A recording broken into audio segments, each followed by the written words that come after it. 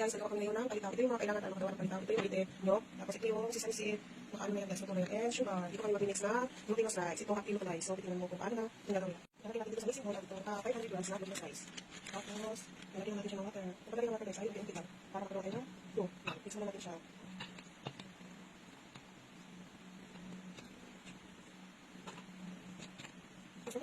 Pag-form na siya guys.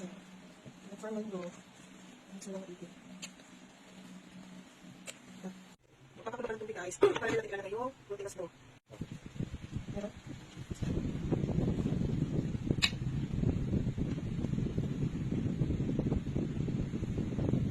Siya guys, lumutan na siya. Ibig sabihin, lumutan na natin. Palitaw, tatanggalin na natin siya guys. Sabay-sabay natin natin. Tapos ilagay natin siya dito. Ilagay natin siya dito. Mabilis na siya naluto guys.